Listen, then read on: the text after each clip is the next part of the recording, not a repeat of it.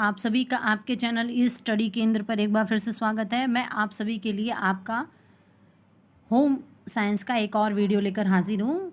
ये वीडियो जो है आपका जो आपके सिलेबस का टॉपिक है प्रारंभिक बाल्यावस्था एवं देखभाल, इससे संबंधित है। इससे पहले भी मैंने 3 टेस्ट सीरीज़ अपलोड कर रखे हैं। अगर अभी तक आपने हमारे उन वीडियो को नहीं देखा है तो उन्हें भी देख लें और अपनी प्रिपरेशन लगातार जारी रखें। तो इस वीडियो को अंत तक ज़रूर से देखिएगा। पिछला जो हमारा इससे पहले का जो वीडियो है वो मैक्सिमम लोगों ने पूरा वीडियो नहीं देखा है, तो प्लीज़ वीडियो को अंत तक देखिए और हमें बताइए कि आपको वीडियो कैसा लगा और आपके कितने प्रश्न सही हुए। तो हमें कमेंट करके ज़रूर से बताइएगा। आइए इस टेस्ट सीरीज़ के प्रश्नों को देखते हैं। सबसे पहला हमारा प्रश्न है कि जन्म से लेकर 8 वर्ष तक की आयु तक की अवस्था को क्या माना जाता है? ध्यान दीजिएगा, बाल्यावस्था, प्रौढ़ावस्था, प्रारंभिक बाल्यावस्था या शैशवावस्था। तो ध्यान रखिएगा, जो यहाँ पे हमारा ऑप्शन नंबर सी है ये सही हो जाएगा। जन्म से लेकर 8 वर्ष की आयु तक की अवस्था को हम प्रारंभिक बाल्यावस्था मानते हैं। प्रारंभिक बाल्यावस्था इन वर्षों को निर्माण वर्ष भी कहते हैं। ध्यान दीजिएगा, इन प्रारंभिक बाल्यावस्था जो होती है इसको निर्माण वर्ष भी कहते हैं, क्योंकि इन्हीं वर्षों में शारीरिक निर्माण होता है बच्चों की, संज्ञानात्मक, सामाजिक, संवेगात्मक और साथ ही साथ भाषा के विकास की भी नींव पड़ती है, तो इसे हम निर्माण वर्ष भी कहते हैं। आइए नेक्स्ट प्रश्न देखते हैं। प्रश्न है कि विकासात्मक परिवर्तन के आधार पर प्रारंभिक बाल्यावस्था को कितने भागों में बांटा गया है? 2, 3, 4 या 5? तो विकासात्मक परिवर्तन के आधार पर जो प्रारंभिक, ध्यान दीजिएगा, तो यहाँ पे जो हमारा ऑप्शन नंबर ए है ये सही हो जाएगा। जो विकासात्मक परिवर्तन के आधार पर जो प्रारंभिक बाल्यावस्था होती है इसको 2 भागों में बांटा जाता है। पहला होता है प्रारंभिक बाल्यावस्था और दूसरा होता है उत्तर बाल्यावस्था। ध्यान दीजिएगा, जो मैं एक्सप्लेनेशन आपको बताती हूँ आप उसको नोट कर सकते हैं, क्योंकि उससे भी आपके प्रश्न बन सकते हैं परीक्षा में, क्योंकि घुमा फिरा के प्रश्न पूछे जाते हैं। आइए नेक्स्ट प्रश्न देखते हैं। प्रश्न है कि डे केयर सेंटर क्या है? तो ध्यान दीजिएगा, आपने इनके बारे में सुना भी होगा कि जो डे केयर सेंटर होते हैं, यहाँ पे हमारा जो है ऑप्शन नंबर डी सही हो जाएगा। ये दिन में देखभाल करने वाले केंद्र होते हैं जिनमें शिशुओं और विद्यालय पूर्व बच्चों की घर में प्रमुख देखभाल कर्ता की अनुपस्थिति में क्या होता है, विद्यालय पूर्व वर्षों में देखभाल की जाती है। यानी जो बच्चे होते हैं दिन में देखभाल करने वाले केंद्रों में होते हैं, जिनमें क्या होता है, शिशुओं और विद्यालय पूर्व बच्चों की घर में प्रमुख देखभाल कर्ता की जब अनुपस्थिति होती है, यानी जैसे ध्यान दीजिएगा, अगर पेरेंट्स जॉब पर्सन है, वो घर पे नहीं रहते हैं और वो अपने बच्चों की देखभाल नहीं कर पा रहे हैं, तो वे अपने बच्चों को कहाँ पे भेज देते हैं, तो वो डे केयर सेंटर पे, ताकि उन बच्चों की अच्छे से देखभाल हो सके और फिर जब वो ऑफिस से छूटते हैं तो वे अपने बच्चों को वहाँ से ले लेते हैं। आइए नेक्स्ट प्रश्न देखते हैं। प्रश्न है कि 2 से 3 वर्ष के बच्चों को भी कहा जाता है। तो ध्यान दीजिएगा, जो 2 से 3 वर्ष के बच्चे होते हैं उनको यहाँ पे हमारा ऑप्शन बी सही हो जाएगा, टॉडलर। टॉडलर कहा जाता है। और टॉडलर का अर्थ क्या होता है, तो वह बच्चा जिसने अभी अभी चलना सीखा हो उसे हम क्या बोलते हैं, टॉडलर। नेक्स्ट प्रश्न है हमारा, वैकल्पिक देखरेख का अर्थ है माता पिता का विकल्प, माता पिता की अनुपस्थिति में बच्चों की देखभाल का विकल्प, या फिर दादा दादी का विकल्प, या उपरोक्त सभी। तो ध्यान दीजिएगा, वैकल्पिक देखरेख का अर्थ होता है कि ऑप्शन बी हमारा सही हो जाएगा, माता पिता की अनुपस्थिति में बच्चों की देखभाल का विकल्प। यानी अगर माता पिता नहीं हैं तो हम किन विकल्प के माध्यम से बच्चों की देखभाल करवाएंगे। आइए नेक्स्ट प्रश्न देखते हैं। प्रश्न है कि राष्ट्रीय पाठ्यक्रम रूपरेखा में प्रारंभिक बाल्यावस्था देखभाल एवं शिक्षा में मार्गदर्शी सिद्धांत कौन कौन से हैं? सीखने के आधार खेल हो, शिक्षा का आधार कला हो, बच्चों की विशिष्ट सोच विशेषताओं को मान्यता देना, या फिर उपरोक्त सभी। तो ध्यान दीजिएगा, जो राष्ट्रीय पाठ्यक्रम रूपरेखा है इसमें प्रारंभिक बाल्यावस्था देखभाल एवं शिक्षा में मार्गीय सिद्धांतों में हम किसको किसको शामिल करेंगे, तो ये सारी चीज़ें आ जाएंगी। इसमें सीखने का आधार खेल हो ये भी आ जाएगा, शिक्षा का आधार खेल हो ये भी आ जाएगा, साथ ही साथ बच्चों की विशिष्ट सोच विशेषताओं को मान्यता देना ये भी आ जाएगा। तो उपरोक्त सभी, ऑप्शन नंबर डी सही हो जाएगा। तो सारे प्रश्न महत्वपूर्ण है, तो वीडियो को बीच में स्किप मत करिएगा, अंत तक जरूर से देखिए और बताइएगा कि आपको कितने प्रश्न आ रहे थे। आइए नेक्स्ट प्रश्न देखते हैं। प्रश्न है कि फुल फॉर्म से भी रिलेटेड एक दो प्रश्न आपसे पूछ लेता है। तो यहाँ पे देखिए, NCF का फुल फॉर्म बताइए। तो ध्यान दीजिएगा, जो NCF का फुल फॉर्म होता है ये हमारा ऑप्शन नंबर जो है डी सही हो जाएगा, नेशनल क्यूरिकुलम फ्रेमवर्क। यह क्या होता है? यह एक राष्ट्रीय पाठ्यचर्या की रूपरेखा है और यह केंद्रीय माध्यमिक शिक्षा बोर्ड, जिसे हम CBSE कहते हैं, के तहत क्लास जो 3 होता है, क्लास 3 से क्लास 12 तक के विद्यार्थियों के लिए जो शिक्षण है, शिक्षण को नया आकार देते हुए, ध्यान दीजिएगा, साथ ही साथ सीखने, विषय संरचना, मूल्यांकन, रणनीतियों में बदलाव पेश करती है। इन सभी चीज़ों पे ये ध्यान देती है। तो ये कितने से कितने वर्ष के बच्चों के लिए? तो 3 से 12 ईयर्स के, सॉरी 3 से क्लास 12 तक के बच्चों के लिए है। और इसका फुल फॉर्म क्या है NCF का? तो नेशनल क्यूरिकुलम फ्रेमवर्क। आइए नेक्स्ट प्रश्न देखते हैं। प्रश्न है कि प्रारंभिक बाल्यावस्था देखभाल एवं शिक्षा के सिद्धांत हैं। सीखने का आधार खेल हो, शिक्षा का आधार काल हो, विशेषता के बाजार यहाँ बजाय अनुभव को प्रमुखता, और उपरोक्त सभी।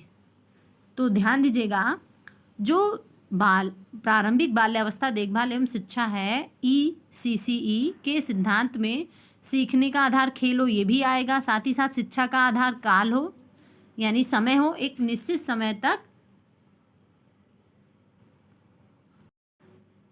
ध्यान दीजिएगा, ये काल नहीं कला होगा, ये मिसप्रिंट हो गया है, तो यहाँ पे कला होगा। तो शिक्षा का आधार कला हो, विभिन्न प्रकार की कलाओं के माध्यम से, साथ ही साथ विशेषता के बजाय अनुभव को प्रमुखता दी जाए। ये उपरोक्त तीनों, यानी उपरोक्त सभी को यहाँ पे शामिल किया जाएगा। और ये जो ECCE है इसका फुल फॉर्म भी याद रखिएगा। तो इसका फुल फॉर्म क्या होता है? Early child care and education. इसका भी फुल फॉर्म आपसे पूछ सकता है, तो याद रखिएगा ECCE का फुल फॉर्म क्या है? Early child care and education. आइए नेक्स्ट प्रश्न देखते हैं। प्रश्न है कि बच्चों की रुचि, प्रवृत्ति तथा क्षमताओं को ध्यान में रखकर शिक्षा प्रदान करना कहलाता है वयस्क केंद्रित उपागम, बाल केंद्रित उपागम, शिशु केंद्रित उपागम, या इनमें से कोई नहीं। तो ध्यान दीजिएगा, जो बच्चों की रुचि, प्रवृत्ति तथा क्षमताओं को ध्यान में रखकर शिक्षा प्रदान करना, ऑप्शन बी हमारा सही हो जाएगा, बाल केंद्रित उपागम कहलाएगा। नेक्स्ट प्रश्न देखते हैं। प्रश्न है कि भारत सरकार के अंतर्गत छोटे बच्चों को विद्यालय पूर्व शिक्षा आंगनबाड़ियों के द्वारा प्रदान की जाती है।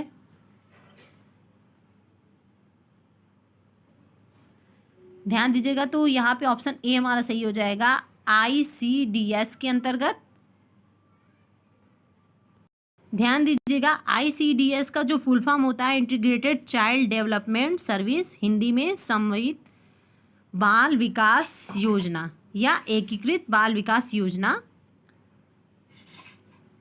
इसको ध्यान में रखिएगा, इसका भी फुल फॉर्म आपसे पूछा जा सकता है एग्जाम में। नेक्स्ट प्रश्न देखिए। प्रश्न है कि प्रारंभिक बाल्यावस्था एवं शिक्षा के मूल्य उद्देश्य हैं। बच्चों का समग्र विकास, औपचारिक विद्यालय के लिए तैयारी, महिलाओं एवं बच्चों के लिए सहायक सेवाएं प्रदान करना, या उपरोक्त सभी।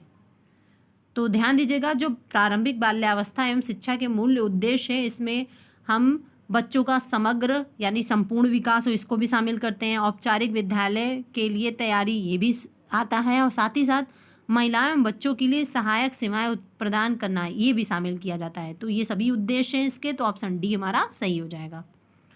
नेक्स्ट है, प्रश्न है हमारा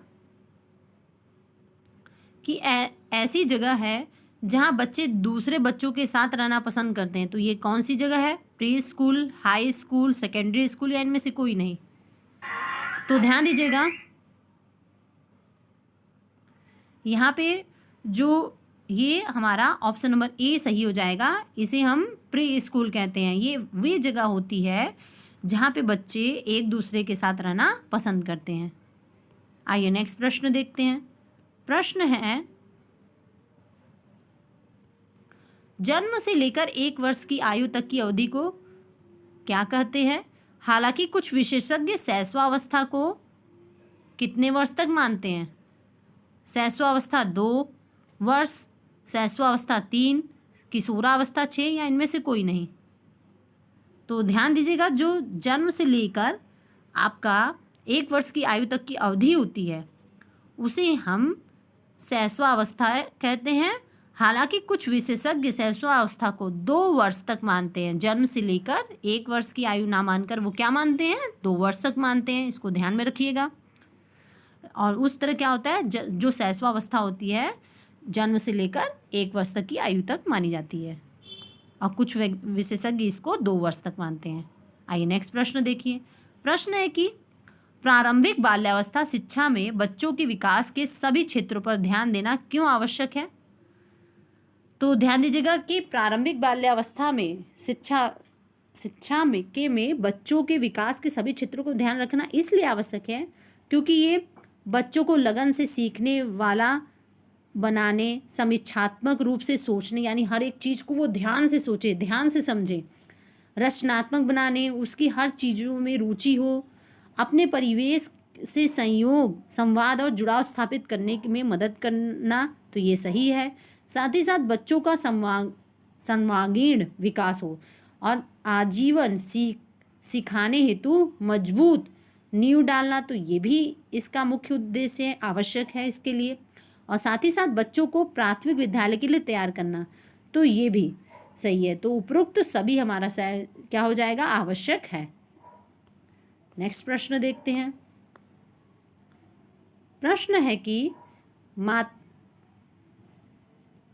माता पिता की अनुपस्थिति में बच्चों की मूल जरूरत को पूरा करने के लिए उसकी देखभाल करना कहलाता है।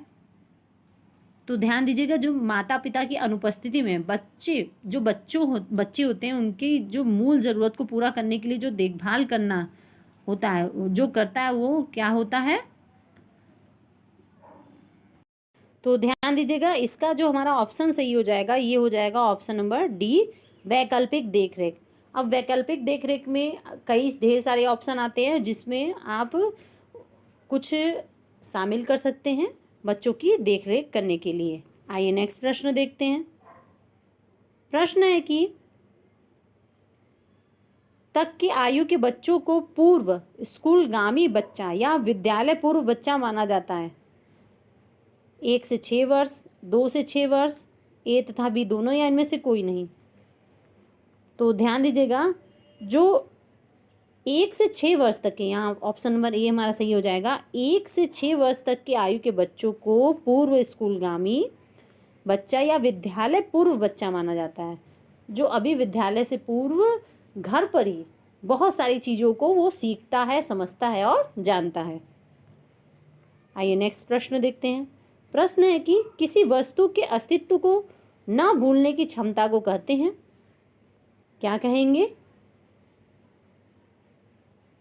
तो ध्यान दीजिएगा, किसी वस्तु के अस्तित्व को न भूलने की क्षमता को हमारा ऑप्शन नंबर सी सही हो जाएगा, वस्तु का स्थायित्व कहते हैं। इसमें हम उस चीज़ को, उस वस्तु को कभी भूलते नहीं है, उसको हमेशा के लिए क्या कर लेते हैं, याद कर लेते हैं। नेक्स्ट प्रश्न देखते हैं। प्रश्न है कि खिलौने की आयु को कहते हैं पूरे बाल्यावस्था, बाल्यावस्था, किशोरावस्था, या यहाँ पे इनमें से कोई नहीं, ध्यान दीजिएगा। तो जो खिलौने की आयु होती है उसे हम, ऑप्शन ए हमारा सही हो जाएगा, पूर्व बाल्यावस्था जो होता है वो हमारा खिलौने का आयु भी उसे कहा जाता है। आइए नेक्स्ट प्रश्न देखते हैं। प्रश्न है कि हिंदी अक्षरों को बालक किस आयु में पहचानने लगते हैं? 3 वर्ष की आयु में, 4 वर्ष की आयु में, 5 वर्ष की आयु में, या 6 वर्ष की आयु में? तो ध्यान दीजिएगा, जो हिंदी अक्षरों को जो बालक होते हैं वो यहाँ पे हमारा ऑप्शन नंबर सी सही हो जाएगा, 5 वर्ष की आयु में पहचानने लगते हैं। और ध्यान दीजिएगा, पहचानने के साथ साथ वो 5 वर्ष की आयु में लिखने भी लगते हैं। मतलब अगर आप उनको रचनात्मक तरीके से लिखना सिखाते हैं जिसमें उनकी रुचि बढ़े, तरह तरह से समझा के, तो वो भी प्रैक्टिस करके लिखने की भी कोशिश करने लगते हैं। आइए नेक्स्ट प्रश्न देखते हैं। प्रश्न है कि शर्म तथा गर्व जैसी भावनाओं का विकास किस अवस्था में होता है? शैशवावस्था में, बाल्यावस्था में, किशोरावस्था में, या वृद्धावस्था में? तो जो शर्म तथा गर्व जैसी भावनाओं का विकास होता है ये बच्चों में जो होता है, ऑप्शन बी हमारा सही हो जाएगा, बाल्यावस्था में होता है। तो अभी तक मैंने जितने भी प्रश्न पढ़ाए हैं इसमें से 2-3 प्रश्न तो आपको परीक्षा में इस चैप्टर से देखने को मिल ही जाएगा। तो पूरे टॉपिक को अच्छे से आपको ध्यान से पढ़ना है।